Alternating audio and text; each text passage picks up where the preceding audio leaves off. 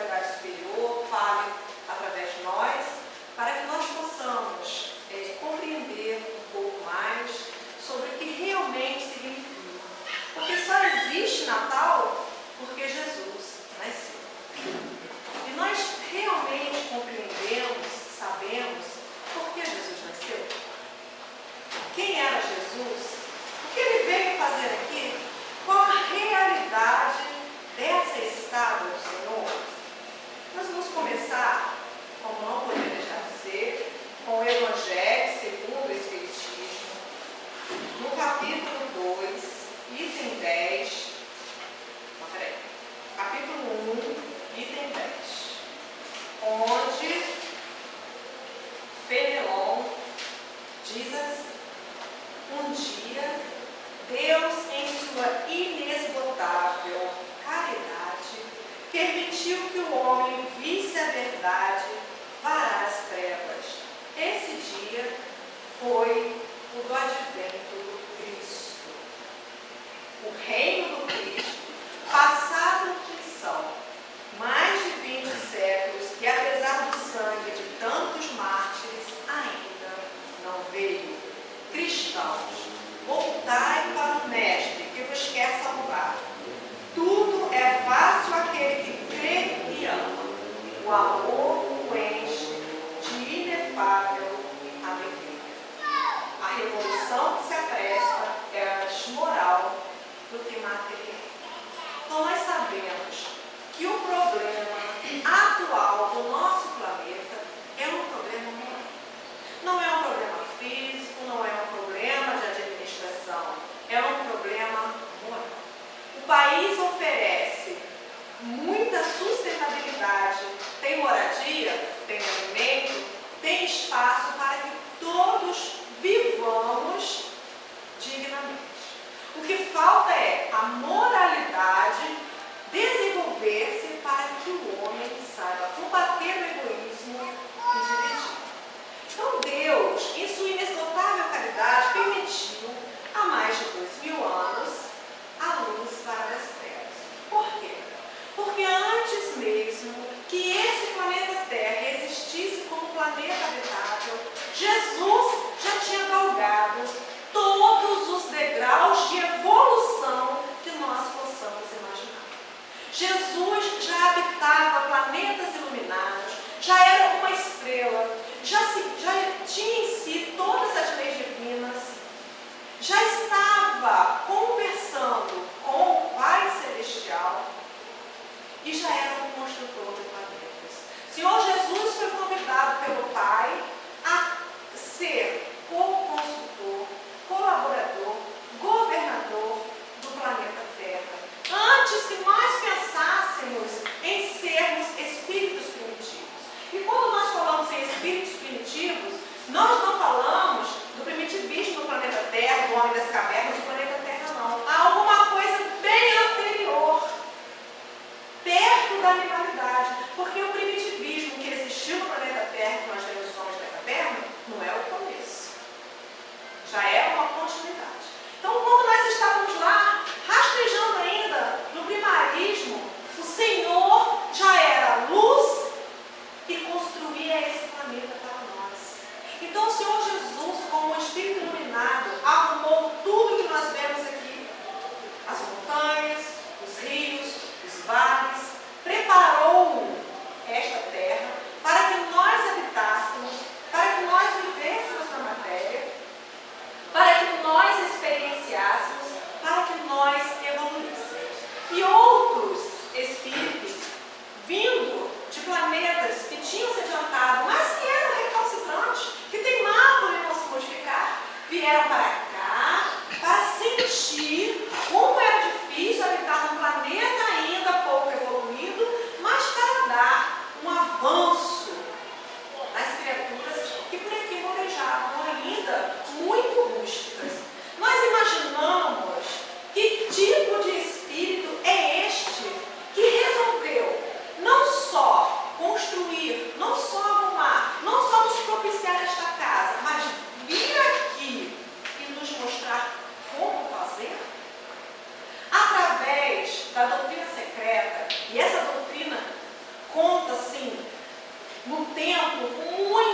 antiga, muito anterior a Jesus, essa doutrina que veio dos Vedas, da Índia, que veio dos celtas, que não se sabe quando começou, que traz a certeza, traz a notícia do Deus único, a notícia da reencarnação, a notícia da pluralidade das existências, ela vem sendo trazida há milhares de anos.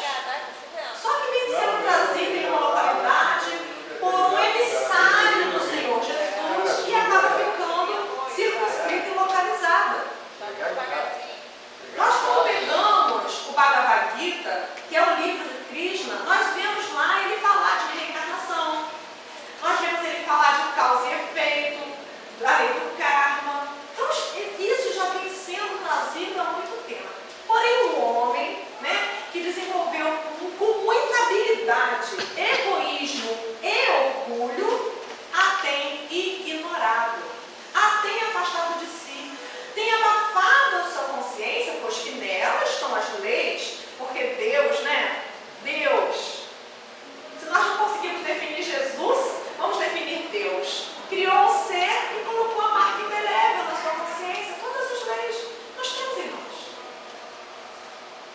Então o homem tem desprezado os ensinamentos. O Senhor, vendo que os seus amados, que nós sempre fomos amados do Senhor, estávamos nos precipitando na treva da ignorância, não aceitando os profetas que foram enviados, os espíritos iluminados que foram enviados, que a doutrina era secreta, somente alguns poucos tomavam parte dela, porque precisavam de criaturas com uma inteligência mais desenvolvida, Eram vários testes para saber quem podia tomar conhecimento dessa doutrina secreta.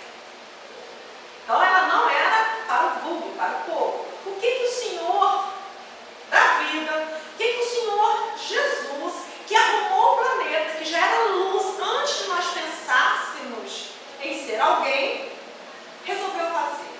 Pediu permissão ao Pai Celestial para vir tomar o corpo rústico que mal cabia e comportava a luz excelsa de seu Espírito para mostrar para nós como agir e fazer com que a doutrina secreta deixasse de ser secreta, que nada mais era do que todas essas verdades que libertam: reencarnação, Deus único, imortalidade da alma. Então esta era a doutrina secreta, que agora não é mais. Agora está ao alcance de todos desde o advento do Cristo.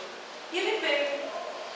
E ele veio com toda a sua luz, contendo-se naquele corpo. Veio trazer para nós, pessoalmente, como agir, para que nós entendêssemos. Mas vamos fazer uma meditação rápida. Você pega, arruma, faz uma obra fenomenal na sua casa, Pinta, coloca piso, móveis novos, cada coisa no lugar, impecável, prepara um banquete, convida pessoas que você ama, as pessoas vão para a sua casa para o banquete de Natal, e quando você vem, a pessoa tranca a porta, você que não pode participar da festa, e ainda te humilha e te leva à morte. Como cada um de nós se sentiria no caso? Nossa, ia quebrar a banca, E o Senhor se retirou humildemente através do madeiro infamante e ainda pediu ao Pai Celestial que nos perdoasse a falta, porque ainda dentro de nossa profunda ignorância não reconhecemos o pastor que veio para o meio das ovelhas. E outra pergunta que não quer calar. Hoje nós reconhecemos o pastor? Hoje nós sabemos que queremos a felicidade. Então, para que nós reconheçamos o pastor, para que nós entendamos quem é esta figura, porque se ele adentrasse essa porta com toda a sua luz, nós não o reconheceríamos ainda, porque nós não temos o hábito de reconhecer e conviver com a luz. Hábito esse que precisamos desenvolver urgentemente. Um padre católico fez uma musiquinha que é assim, o supra-sumo, da interrogação. E é uma questão que foi levantada que nós tomamos a verdade de trazer aqui. Ele diz assim: um dia uma criança me falou, olhou-me nos meus olhos a sorrir, caneta e papel na sua mão, tarefa escolar para mim, e perguntou no meio de um sorriso: o que é preciso para ser feliz? Amar como Jesus amou, sonhar como Jesus sonhou, pensar como Jesus pensou, viver como Jesus viveu, sentir o que Jesus sentia, sorrir como Jesus sorriu. E ao chegar ao fim do dia, eu sei que dormiria muito mais feliz. Ouvindo o que eu falei, ela lembrou e disse que era lindo o que eu falei. Pediu que eu repetisse com favor, mas não dissesse tudo de uma vez. E perguntou de novo com um sorriso: o que é preciso para ser feliz? Depois que eu terminei de repetir, seus olhos não saíram do papel. Toquei no seu rostinho e a sorrir, pedi que ao repetir fosse fiel. E ela deu um beijo demorado e ao meu lado foi dizendo assim: amar como Jesus amou. E amar como Jesus amou, sonhar como Jesus sonhou, pensar como Jesus pensou, viver como Jesus viveu, sentir como o que Jesus sentia, sorrir como Jesus sorria. É humanamente possível ser feliz. Nós precisamos lançar mão do Evangelho mais vezes na nossa vida.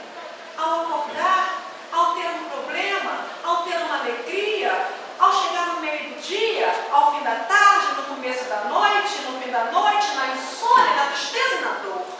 Está aqui o sonho de Jesus. E como Jesus falava, como Jesus andava, nas nossas mãos.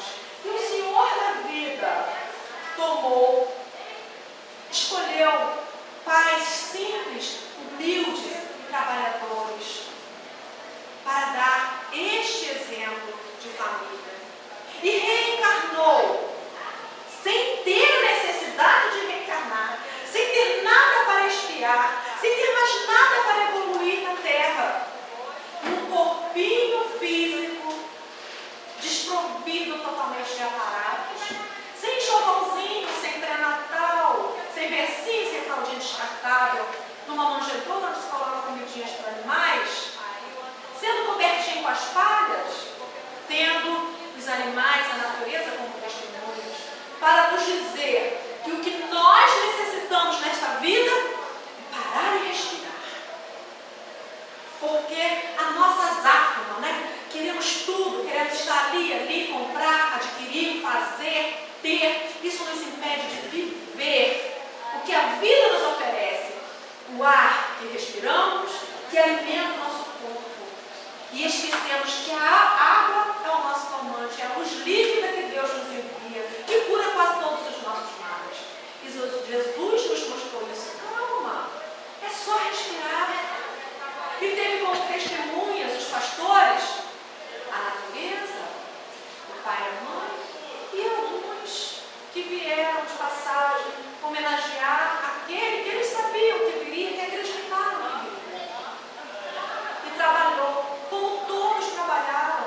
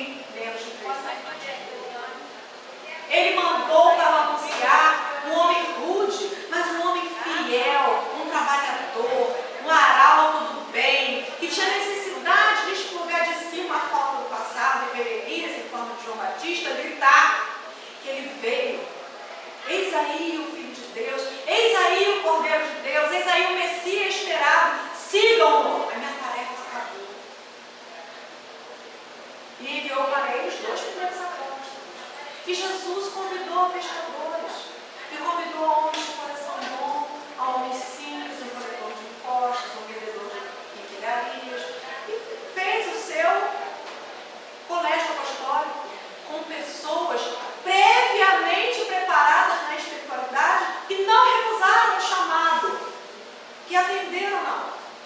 E com esses 12 saiu a enfrentar o mundo que era dele, mas ao qual ele não pertencia, porque estava muito além da capacidade de compreensão de todos nós. E saiu a pregar. Começando esse evento numa reunião de família nas bodas de Cana. Para mostrar que as reuniões de família são santificadas, que a família vem em primeiro lugar, que a vontade de sua mãe que pediu que ele fizesse, atender ao pedido de sua mãezinha, que era muito valorizada. E o Senhor Jesus caminhou nessa terra, mostrando, falando, tolerando. E aí, não dá para falar sem consultar, porque é muito bonito. A figura de Jesus não encontra equivalente em nenhuma outra. Jesus é uma figura incomparável. Não tem nada que você possa dizer assim, Jesus lembra isso. Não tem. É incomparável a figura de Jesus. Ele é um modelo dado por Deus a todos os homens. Ao surgir no cenário terreno, já havia atingido o ápice de seu estágio evolutivo. Nós não teríamos, como hoje, não teremos condições de compreender e descrever Jesus. Embora essencialmente humano, não portava nenhuma das mazelas comuns aos homens. Justamente por isso, causou tanto impacto. Há até pessoas, estudiosos, pesquisadores, que dizem que naquela época não tinha homens bonitos, com aquela aparência, naquele local. Naquele local lá as pessoas nem têm essa aparência. Mas o Senhor Jesus era um espírito de luz que formou o seu corpo físico, porque nós participamos da formação do corpo físico. Com a sua mente brilhante, com toda a beleza, com toda a harmonia, com todo o amor, e fez o melhor. Ele chamava a atenção de passada pela sua beleza, que não havia igual na época. E era muito parecida com sua mãe, que também era belíssima para a época. E mais, mesmo que ele escolhesse um corpo físico muito feio, ele chamaria a atenção pelo brilho de sua alma. Então, quando as pessoas olhavam para Jesus e o achavam extremamente bonito, com toda certeza era o brilho de sua alma. Não paravam para observar os detalhes físicos, porque a beleza da alma sobrepuja a matéria. Não há que querer ficar, pesquisando como é a aparência do Senhor. A aparência do Senhor era a sua alma, que não cabia naquele corpo material, se excedia em brilho e em luz e amor. Como ser perfeito, não se deixou contaminar por desejos e preconceitos humanos. Transcendeu a todos os vícios, embora cheio de compaixão pelos pobres viciados. Sua celestial sabedoria confundiu aos mais doutos da época. Sempre pacífico, nem por isso deixou de combater a hipocrisia. Sem desrespeitar as consciências alheias, tratou de demonstrar em que realmente consistia a essência das leis divinas. Eu vim para fazer a vontade de meu Pai. A vontade de meu Pai é o meu alimento. Antes de tudo, é preciso ser fiel a Deus. Valorizou as mulheres em uma época em que nenhum direito lhes era reconhecido. Tratou de leprosos quando todos fugiam deles. Amparou e encaminhou prostitutas, as quais eram objeto de intenso desprezo. Conviveu com pessoas de má vida, sem se importar com as críticas.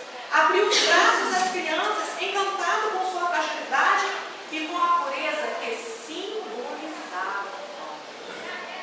Apesar de ele ser um espírito milenar, se não nascêssemos bebezinhos, se mostrássemos ao nascimento todo o nosso cabedal de espírito milenar,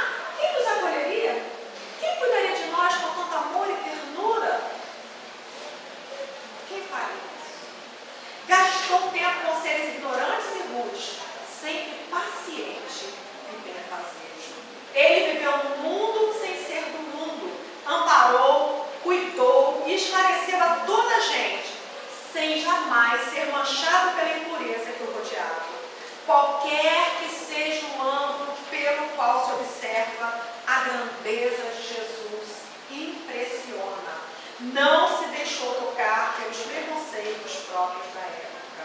Amou sem esperar ser amado.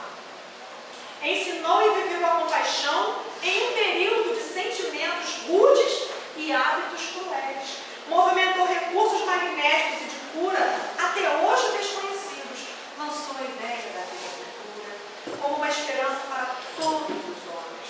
Substituiu o conceito de um Deus negativo e cruel pelo de um Pai amoroso.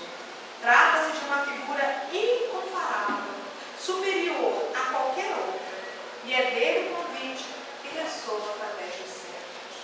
Quem quiser vir após mim, renuncie a si mesmo, tome a sua cruz e segue. Em algum momento será necessário atender a esse chamado, romper com o passado de equívocos e marchar para a luz. O seu momento pode ser aqui.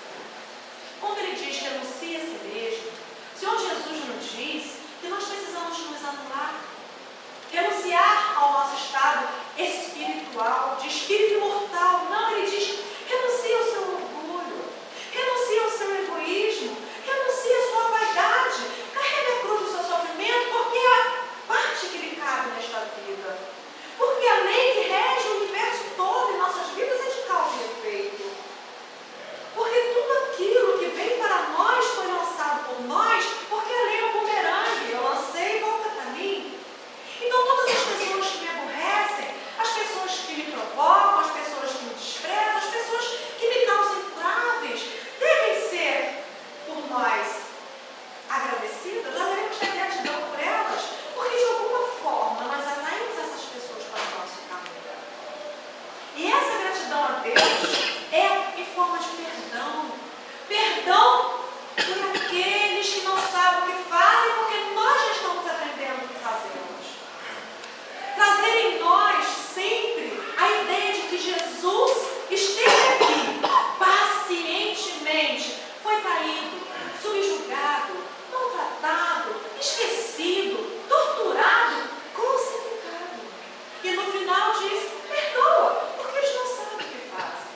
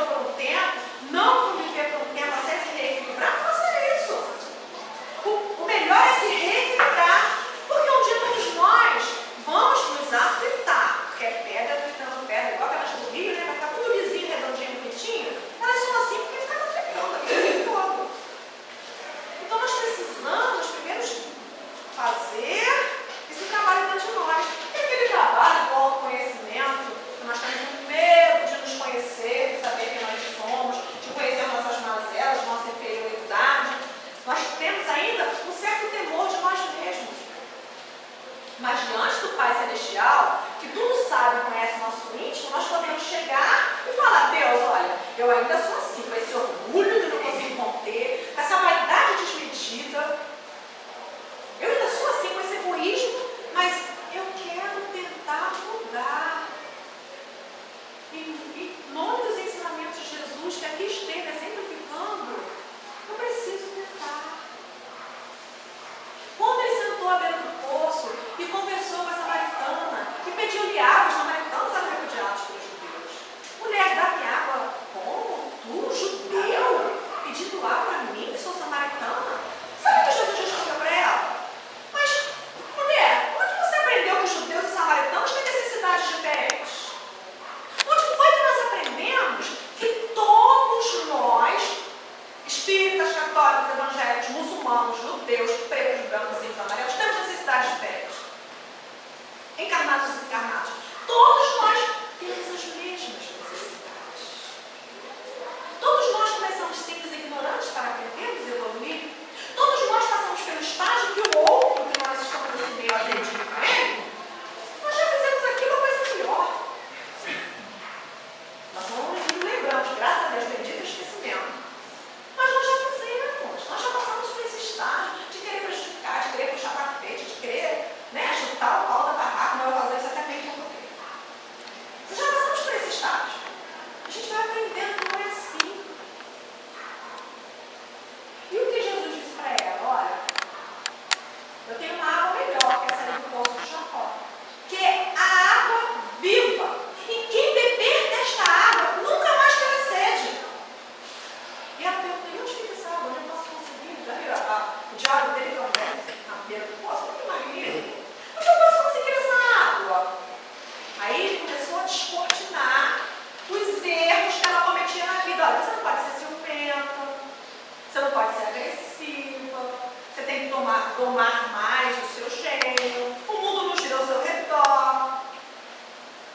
Todas as pessoas têm suas necessidades. Cada um nesse planeta está num degrau evolutivo diferente. O que eu sei, ela não sabe, o que ela sabe, eu não sei. Nós vamos trocar experiências.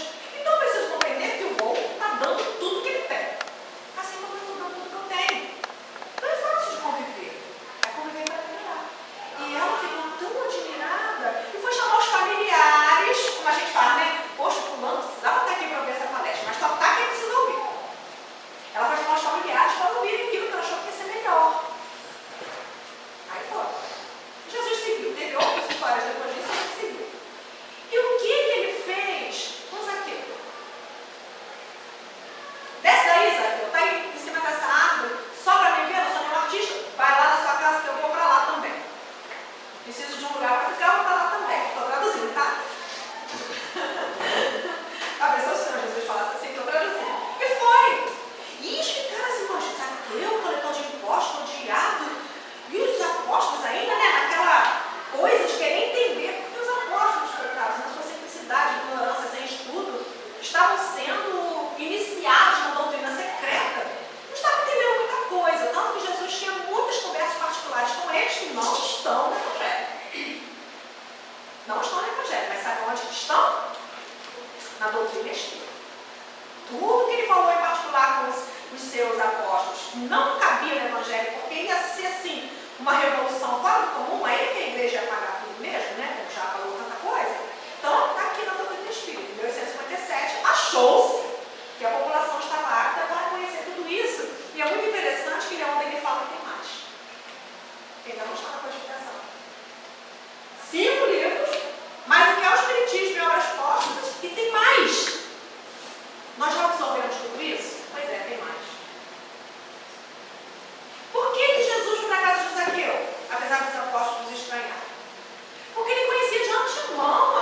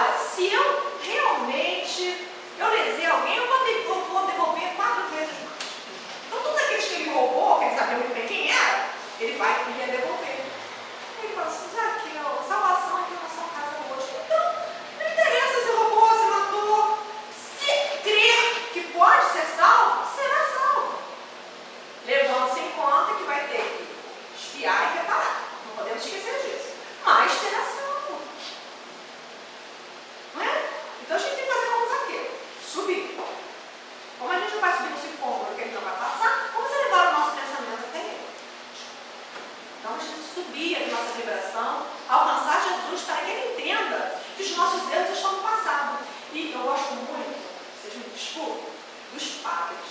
Porque eles estão assim de um jeito, que eles estão muito filosóficos, eles estão falando, acho que eles estão com medo de perder campo da doutrina espírita.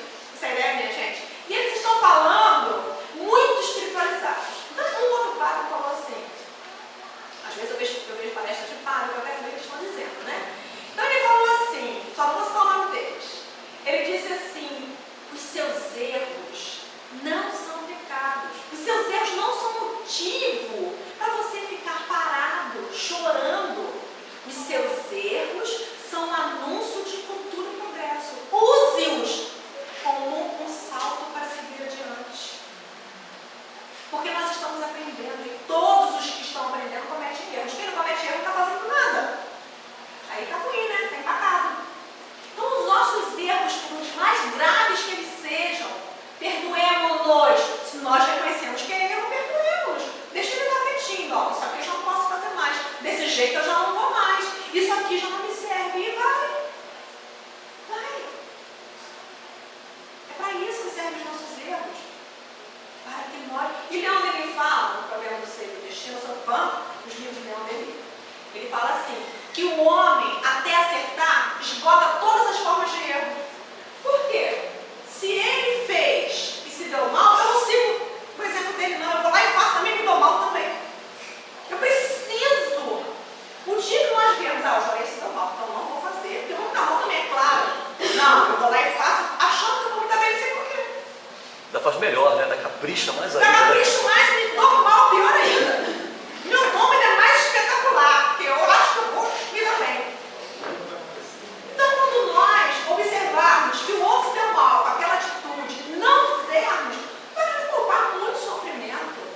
Porque assim, olha, não é que nós vamos ficar, olha que coisa feia que fez. Não, mas a gente fez, nossa, criatura não se deu bem com essa atitude. Então, já vi que não dá para ser assim, não dá para fazer assim. Por isso tem o dizer, inteligente é aquele que aprende com os próprios erros. E sábio é o que aprende com os erros alheios. Tem sempre filósofo. Adoro filosofia. Então, o Senhor Jesus veio, por que ele conviveu com as criaturas? Porque nós precisávamos desses detalhes. O detalhe da mulher samaritana, o detalhe da prostituta, o detalhe do cobrador de imposto. Por que nós criticamos a nossa política? São os saqueus. Eles ainda não perceberam o quão equivocados estão. Agora, que coisa mais incrível. Jesus é o governador do planeta. É o pastor de todas as ovelhas. Todas. Ele ama e conhece todas as ovelhas. E ele quer que todas elas cheguem ao aprisco. Isso não exclui presidente, senador, não. E quando nós criticamos uma ovelha do pastor, nós estamos criticando o próprio pastor. Porque nós já tivemos essa situação muito complicada. Hoje nós somos espíritos. Para descomplicar a nossa situação. Porque nós estamos com esta facilidade nas mãos. Eles vão chegar lá como futuros ateus, Senhor. Olha, se eu prejudiquei alguém, agora eu quero devolver em dobro. E eles vão se transformar, eles vão se tornar nas próximas encarnações presidentes de casa espírita, oradores, médios, porque vai ser um jeito, né? Lidar com a multidão, falar e ouvir. Então, é esse fato. Nós precisamos colocar a paz dentro de nós. Porque aqui, se nós queremos mesmo amar como Jesus amou, nós temos o Evangelho. Às vezes eu marquei, né? Eu marco. Amar a Deus, não sei você de cor, não é isso que eu estou falando, não. Amar a Deus sobre todas as coisas e ao próximo como a si mesmo. O Senhor Jesus nos trouxe essa teologia porque nós não damos conta de amar a Deus. Imagina, se nós não amamos o próximo para o nosso lado, Deus, que é uma figura, nós não entendemos Jesus, nós entendemos o conceito de Deus, Pai, Criador. Então, eu amo a mim, eu cuido de mim. Quando eu estou me amando, olha que facilidade. Quando eu estou me amando, todo mundo é legal. Quando eu estou de mal comigo, ninguém serve. Né? Então você sabe me amar o tempo todo. Porque quando me amo, eu estou de bem comigo, eu estou resolvido, todo mundo é legal. E logo eu transfiro esse amor. E se eu transfiro amor para o meu próximo e o trato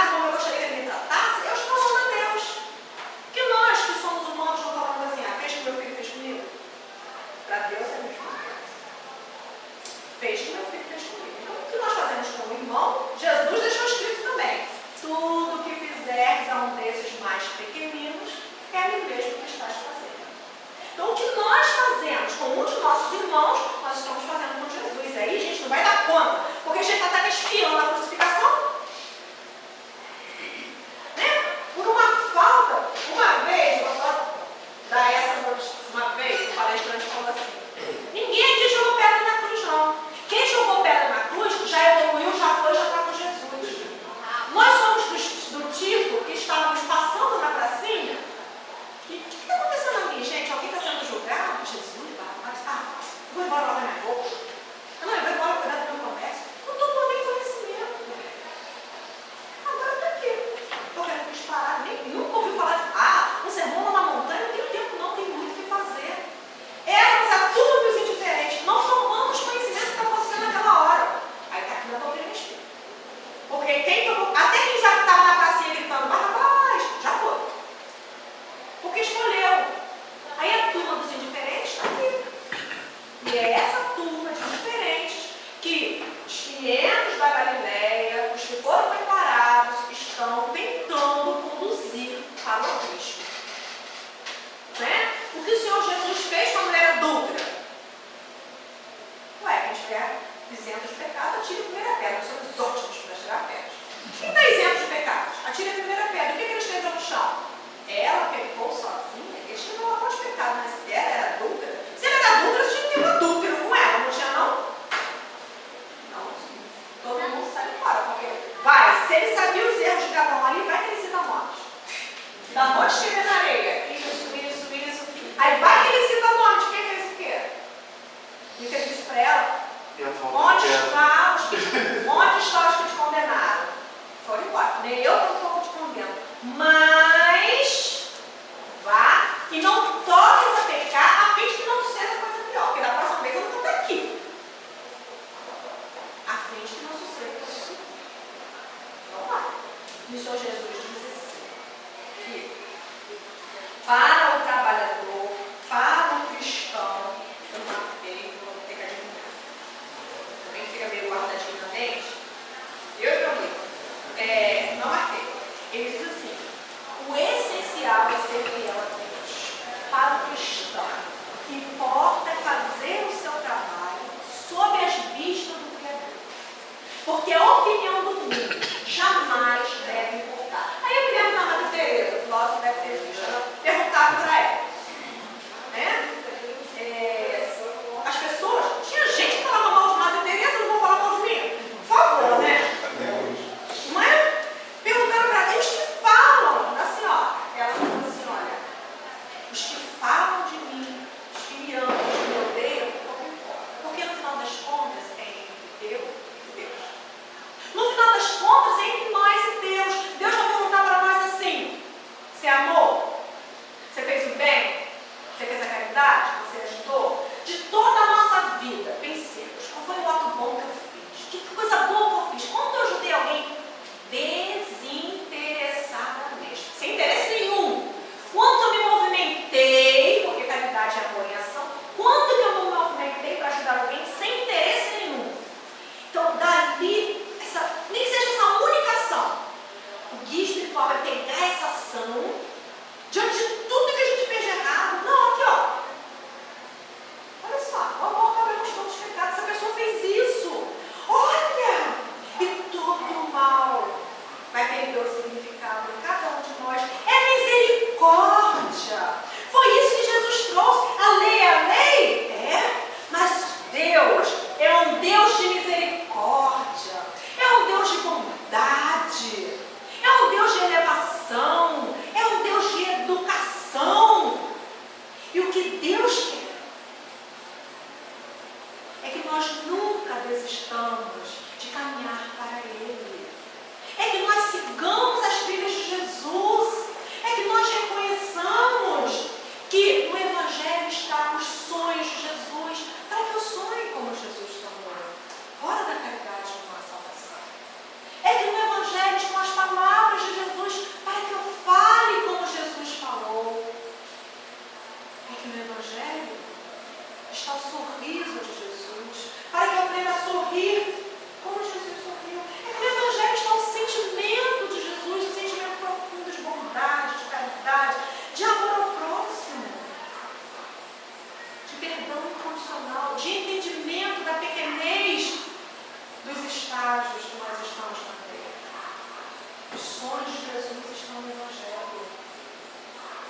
E ao chegar ao fim do dia, com certeza, eu me sentirei muito mais feliz.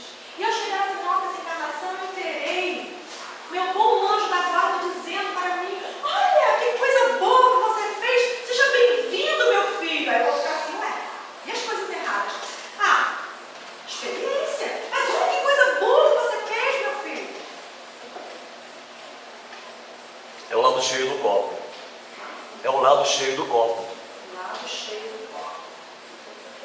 Lado cheio do copo. Olha que coisa boa que você fez. Porque nós precisamos olhar para todas as pessoas à nossa volta, porque a arte de conviver, Chico Xavier já dizia assim: olha, se você dominou a arte de conviver, aceitando o outro como ele é, você não precisa dominar mais nada. Você pode dominar fogo, terra, ar, não, tá? Domina a arte de conviver, aceitando o outro como ele é. Porque alguém já viu Jesus falar assim, ó: ai, ninguém merece esses publicanos. Jesus nunca falou isso. Ninguém merece esses publicanos. Você imagina Jesus falando isso? Não, gente. E a gente fala, né? A questão não é nem de merecimento. A pessoa fala assim: ah, mas se eu merecer. Ninguém merece nada. A questão é necessidade. Eu necessito de conviver com a criatura. Eu necessito. Essa família foi muito bem arquitetada por mim no plano espiritual. A família, o vizinho, os agregados, cunhados, sogro, sogra. Tudo escolhido por mim, vizinhos, companheiros de romagem, de doutrina espírita. Tudo escolhido a dedo. Olha quem vai aparecer na sua vida em dado momento. O fulano. Aí você olhou assim: não, tá, tudo bem, né? Vai aparecer nesse momento, já vou estar mais preparadinha. Aí chega aqui e fala: ninguém merece o Luciano. Mas eu sabia que ia encontrar com ele. Sabia que ia conviver com ele. Sabia que ia ter que aparar as arestas, né, Luciano? Não tem jeito. Então, a gente não sabe. E é exatamente isso o que o Senhor veio trazer para nós. Essa magnitude. Acabou muito tempo? Não. Pode ir. Quanto tempo tem, Luciano? 10 minutos. 10 minutos? Então, olha só. Nós vamos trazer para nós a oração do outro. Você conhece a oração do outro? A oração do outro foi quando Jesus, às vésperas da desencarnação, ele subiu. Não marquei nada, mas eu estou achando. Ele subiu ao Horto das Oliveiras com 3 apóstolos e pediu que ele vigiasse. Porque o Senhor Jesus não veio à terra, não tomou aquele corpinho, não viveu como filho de José e Maria, não aprendeu tudo, não fez a sua preleção para ser crucificado, não. Ele não sabia, ele não escolheu ser crucificado. Aí eu vou lá, vou fazer tudo isso, vou ser crucificado, vai ficar a marca da cruz. Não. Só que com o andar da carruagem, o livre-arbítrio do homem sempre é respeitado, ele recebeu dos emissários celestes a notícia de que isso ia acontecer. E que Deus deixaria a liberdade do homem. É claro que o Senhor Jesus, com todo o poder, ele poderia evitar. Ele poderia até sentir dor, mas ele foi porque ele veio para cumprir a lei. Então, era corpo de carne que ia ser crucificado e ia sofrer. Certo? Então ele descobriu isso depois que estava aqui. Porque ninguém nasce para sofrer, ninguém nasce para morrer, ninguém nasce para ser batido, ninguém nasce para nada disso. Nasce para vencer. É percalço no caminho para menos de provas e expiações, ainda onde o mal prepondera ainda hoje. Mais de 2000 anos, e cadê os ensinamentos de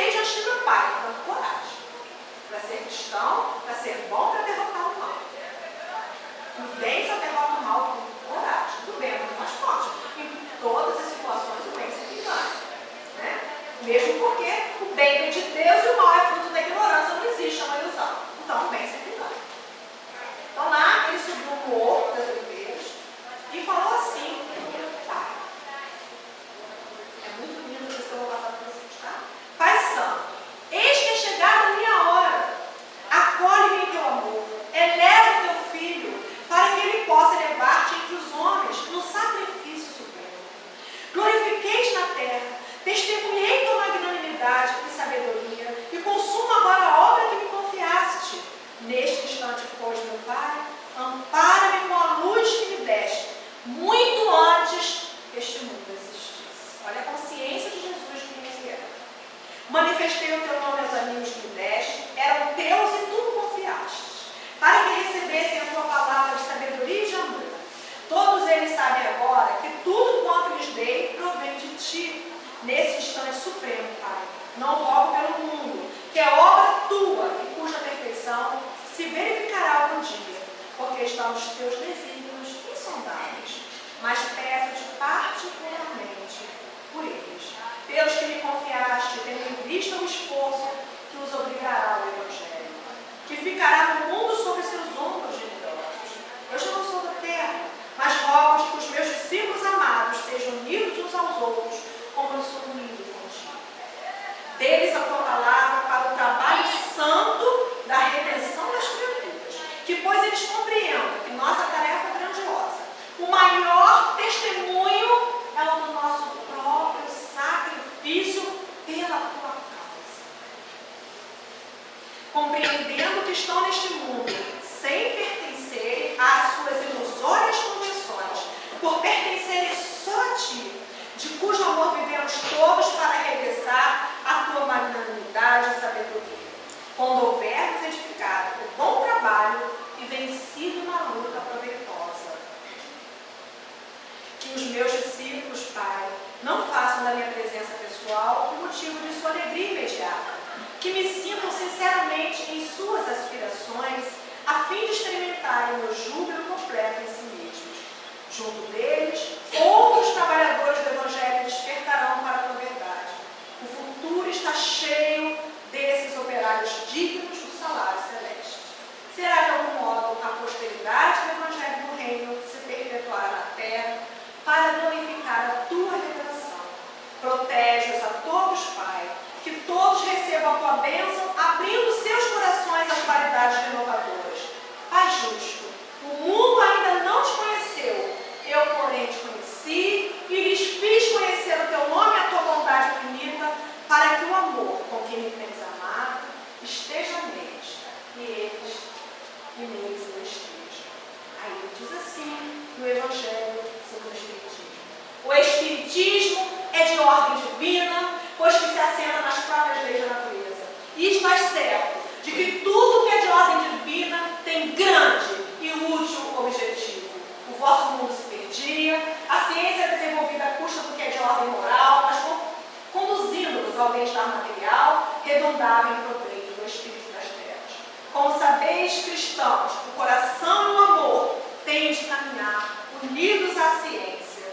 Sim, meus filhos, o mundo está abalado, os bons espíritos dizem sotejamente: dobrai-vos a rajada que anuncia a tempestade, a fim de não serdes derribados, isto é, preparai-vos e não imiteis as virgens loucas que foram apanhadas desprevenidas à chegada do esposo. A revolução que se apresta é antes moral do que material.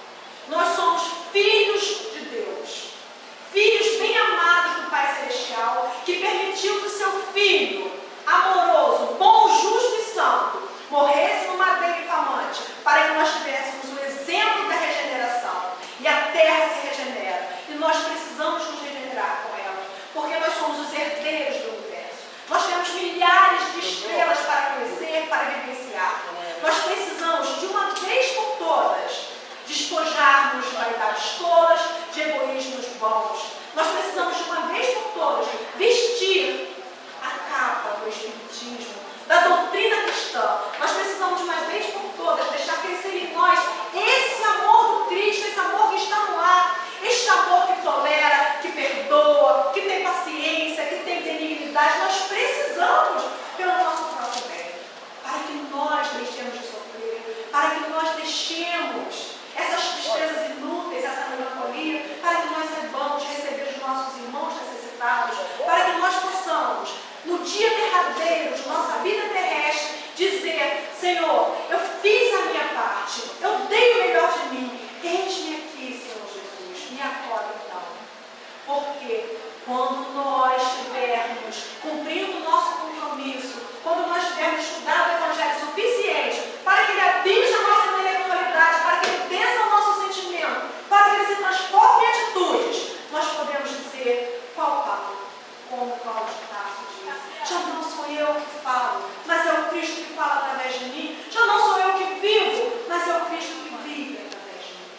Cristo está vivo no meio de nós e espera por nós. O que mais Ele precisará fazer para que nós decidamos sacudir o homem velho, vestir a capa do novo e seguir?